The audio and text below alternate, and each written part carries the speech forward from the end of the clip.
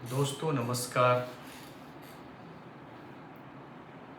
आज हम बात करते हैं देश की मौजूदा परिस्थिति पे, मौजूदा हालात पे। देश के प्रधानमंत्री श्री नरेंद्र मोदी का एक पैगाम आया, एक रैली के रूप में उन्होंने जनता को कुछ बताने का काम किया। उन्होंने कहा देश में कोरोना से भी बड़ा कोई संकट आ रहा है। मैं हैरान और परेशान था। बंगाल में इलेक्शन था, केरलम में इलेक्शन था, असम में इलेक्शन था, पुडुचेरी में इलेक्शन था, तमिलनाडु में इलेक्शन था। मैंने एक बार भी देश के प्रधानमंत्री से ये बात नहीं सुनी कि कोई बहुत बड़ा ट्रेजरी, कोई बहुत बड़ा देश के सामने अकाल आने वाला है, देश में बहुत बड़ी कोई वैक्यूम पैदा होने वाली है जो कोरोना से भी बड़ी होगी। ऐसी खौफ, ऐसी डर मैंने एक बार भी देश के प्रधानमंत्री से नहीं सुनी।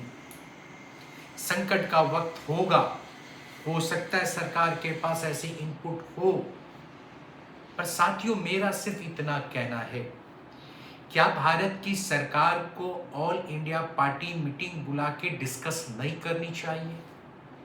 मौजूदा विदेश नीति पे देश के विपक्ष के साथ बात नहीं करनी चाहिए?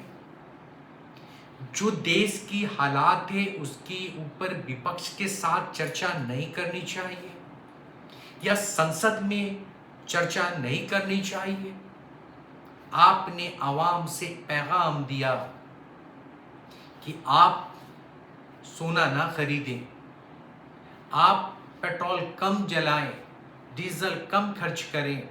तमाम कुर्बानियां इस देश की आवाम देगी और देना भी चाहिए। जब देश पे संकट आएगी तो देश की आवाम सरकार के साथ होगी, मगर सरकार का ये फर्ज था कि अपने आवाम को भरोसे में लेते, अपने विपक्ष को भरोसे में लेते। क्या बातें थी वो विपक्ष के साथ शेयर करनी चाहिए, विपक्ष के साथ बात करनी चाहिए।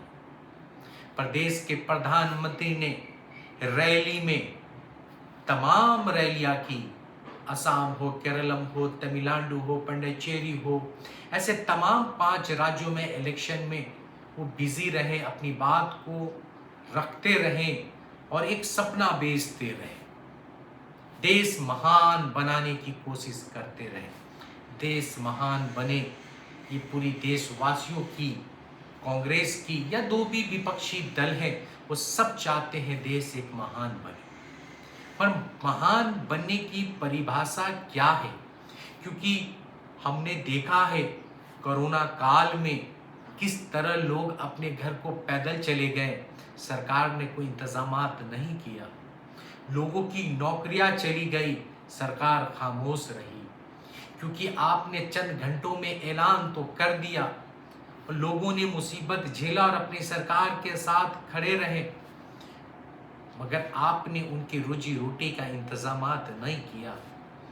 आज कौन सी आफत इस देश पे आने वाली है, कौन सी खतरा इस देश पे अब मंडरा रही है, वो आपको अब बताना चाहिए। ये देश जानना चाहता है, ये देश समझना चाहता है आखिर कौन सी खतरा है हमारे देश में। तेल की क्या प्रोडक्शन है, क्या गोल्ड की प्रोडक्शन है, क्या आने वाली है, क्या नहीं आने वाली है, क्या एक्सपोर्ट हो रहा है, क्या ये सारी चीजें विपक्षियों के साथ और देश के साथ शेयर करना चाहिए।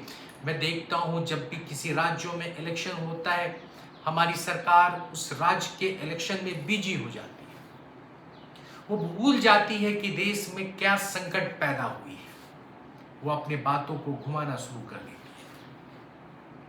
विपक्ष की एक ही मांग है, कांग्रेस की एक ही मांग है कि आखिर वो कौन सी खतरा है जिसे आप छिपाना चाहते हैं। क्योंकि इलेक्शन के दरमियान आपने उन बातों को छुपा लिया, आपने उन बातों को नहीं रखा, उन लोगों को समझाने की कोशिश नहीं की।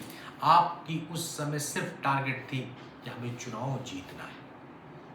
आपने चुनावी राजनीति की, आज देश को आप समझाने की कोशिश कर रहे हैं कि खतरा बड़ा है।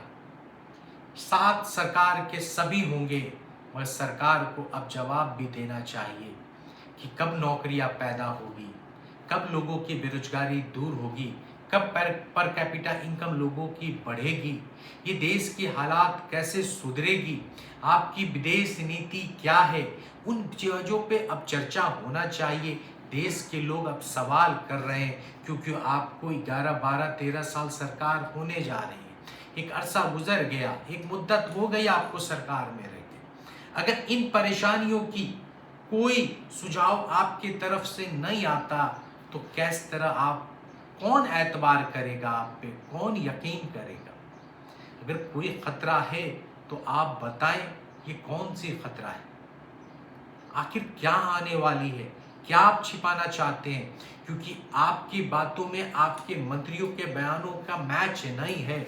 आपके मंत्री कहते हैं सब बेहतर है, आप कहते हैं ये प्रॉब्लम है, तो किस पे एतबार करें? सरकार किसके साथ है?